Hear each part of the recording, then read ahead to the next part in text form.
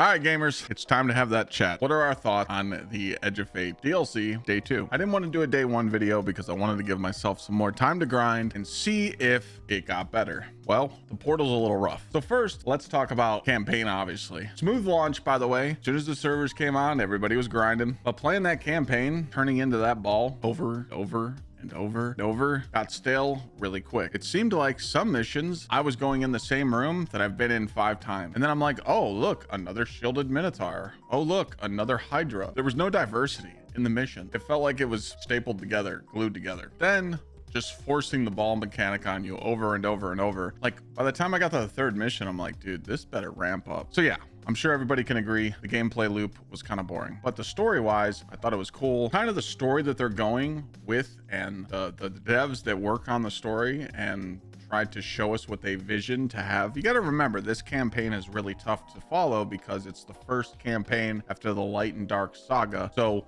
everyone was like, what's next for Bungie? So of course we're going to be a little critical on this DLC, but I gave it a 2 out of 10. The narrative team cooked, but I give it the 2 out of 10. The only thing that's worse is Curse of Osiris. I know some people might not like that opinion, but the ball mechanic and just replayability of those same missions over and over, it was just not fun. And also not being able to have a sparrow, it felt like I was in base D2 at the game and I was walking around IO with no sparrow, just jumping and jumping. I hate not having a sparrow. And I know you could just keep turning into the ball, but you do so much of the ball in the mission, you don't want to turn into the ball no more. When I finished the campaign, I had to get off Kepler. I literally had to go do something else on the portal because I was so sick of that mechanic. So after the campaign, I remember seeing this screenshot, so I pulled it up. It's like, okay, now we got Project Graviton awaits, which is the exotic quest for the hand cannon. People have told me that that one is decent. The final step requires you to do sieve, and you have to wait for that mechanic to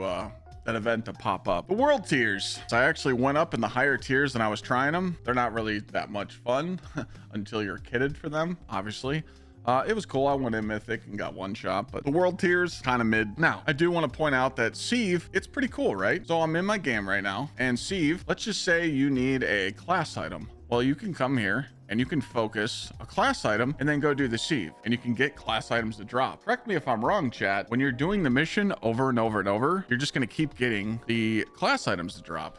So once you get the drop that you wanted, because you're looking at your character and you're like, okay, class item's kind of below my power level, there's no reason for you to keep playing it if you're just going to keep getting class item over and over and over and over. That's what happened to me yesterday. I was actually in the event and I think we did 5 boss kills and 4 of the drops were class items. I only needed 1 because then I needed other stuff, you know? So the focusing, I get it, but that's what you're supposed to do on Kepler. You're supposed to be like, all right, now I need a heavy. So now you focus the machine gun, you open up your map and you go do a quest, and then at the end of the quest it's going to drop a machine gun, hopefully. And that's what all these quests are for you to do after the campaign. But then I look at stuff like this and it wants me to do weekly story mission.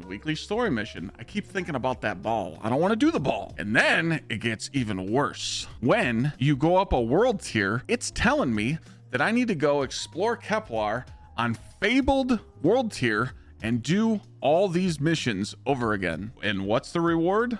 A Matter Spark upgrade.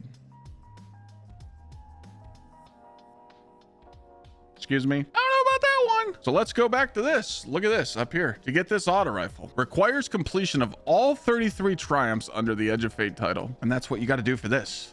Explore mode, Kepler. They want you to do these missions over and over and over and over and over and over. That's a tough sell. So again, that's what you're going to be doing. So now let's get into the portal stuff, right? Portal, you see the portal on your screen. You're like, man, this looks cool, right? You got quick play options right here. Sorry for my camera covering up, but you get the gist of it. So let's go look at solo. Oh, so I can do all this stuff. This is all old stuff. I've done a solo op. It's decent, but you know, hey, whatever. Okay, so let's go to the fire team stuff now. We got quick play, advanced, expert, inverted spire, glassway, technocrat, empire hunts, and then battlegrounds. We love those. And then you got Savathun, Spire, more empire hunts. You get the gist of it. Currently right now, I've only ran this encore mission a few times to get my choir. Okay, now we're living in this. Currently this set, Bushido robes, are currently one of the best sets to get for the raid and overall. And this drops 4 completion rewards. So you're getting about 6 to 7 drops in about 15 minutes. So we're living in this mission. New content, Edge of Fate, but we're doing an encore mission on day 2. If anyone thinks that's okay, we got a problem. You can also do whisper mission too, but it's a little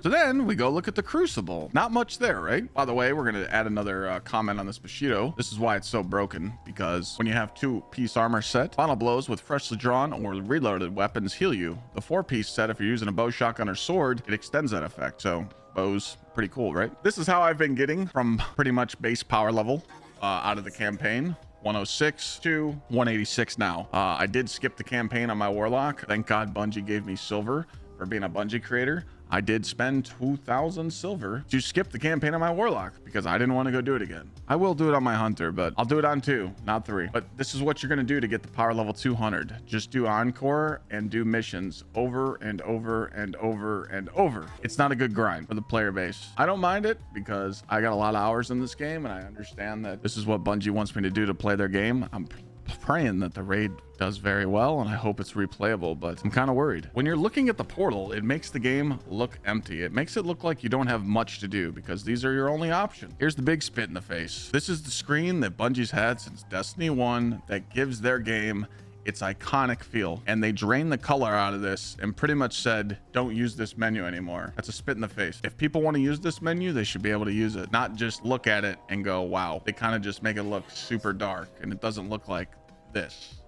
It's a slap in the face, and I bet you they changed something with that later. But here's the gist of it, right? If you want to go do a Vaults of Glass raid, now you can customize it and you can do master. Down here behind my camera, there is no drop. There is no power level of what I'm getting. So I'm going to go into something that I'm -30. It says right here, -30 combatant, but I have no clue what it's going to drop at what power level. Same thing with Crota. It doesn't tell you what your rewards are. But if you go in, maybe let's go into a dungeon. Prophecy, same thing. There is no power level. You go to Portal and you click on one thing, and you go to customize and it tells you, oh, get the B grade, get a 191 drop. You're encouraging people to not do any of those activities on the destinations tab because we don't know what it drops. So somebody explain to me how that's okay. So back to my point, when you go to the portal and you look at this stuff, what there is to do, the game feels empty because you're putting all the activities on one screen and it makes people feel like they lost some of the content. And don't even get me started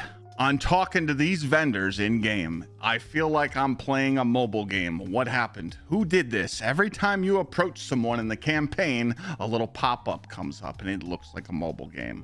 What were we thinking here? Sorry if you don't agree with this. I'm just venting here. We're gonna grind to 200. We're gonna get 200 power level, and then we're gonna grind more, and we're gonna grind more, and we're gonna grind more. But guess what we're gonna be doing? We're just gonna be grinding stuff that's like Encore. That's currently what people are doing right now. When they hit 200, they're grinding Encore to get above 200. Very passionate about this game. I love this game and I love making content on this game. But Bungie's got to do something. The armor system's cool, but you didn't make it fun to grind. One thing we were missing before Edge of Fate came out was replayability. You had one job to give us replayability in Edge of Fate and you failed. I've seen the reviews. I've seen what people have been saying. All I can tell you is final thoughts. If you love Destiny, give it a shot. Play it. I think this could crash and burn for Bungie until September for the Ash and Iron update, or maybe even to December. But Bungie keeps getting away with this, chat, because there's no competition. There's no game out that's going to cripple the player base. That's not until September. There needs to be a company out there that can give Bungie some competition to make them try again. And I know I say that with and I know I'm going to re-say that. And I know saying that Bungie needs to try more is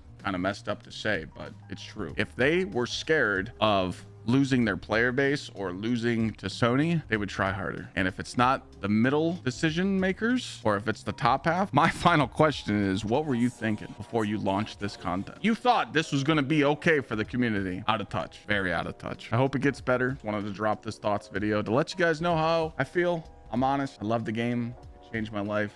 I love the community, but man, oh man, swing and a miss. Have a good one.